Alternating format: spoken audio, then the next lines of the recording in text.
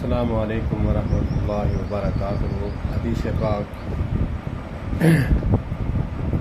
ازواج مطہرات اور بنات رسول صلی اللہ تبارک و تعالی علیہ وآلہ وسلم جس طرح قرآن پاک کی تلاوت فرمایا کرتی تھی، اسی طرح حدیث رسول اللہ صلی اللہ علیہ وآلہ وسلم بھی تلاوت فرمایا کرتی تھی، گھروں کی زینت اور خیر و برکت کے لیے پڑھا کرتے تھے۔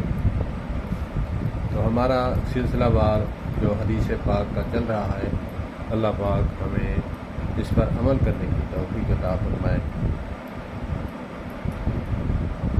بسم اللہ الرحمن الرحیم۔ اللہم صلی علی سیدنا محمد وعلی آل سیدنا محمد وبارک وسلم۔ قال النبی صلی اللہ تبارک و تعالی علیہ وسلم: البر حسن الخلق، ترجمہ نیکی اچھے اخلاق کا نام ہے۔ قال رسول اللہ صلی اللہ تبارک و تعالی علیہ وسلم: من صامت نجا،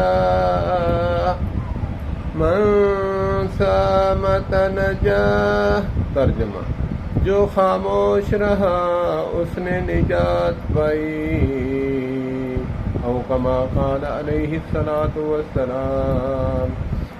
قال النبی صلی اللہ تبارک و تعالی علیہ وسلم: لا تسبوا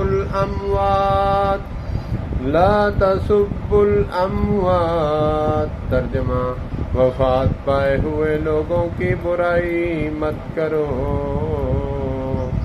لا تسبوا الاموات، وفات پائے ہوئے لوگوں کی برائی مت کرو۔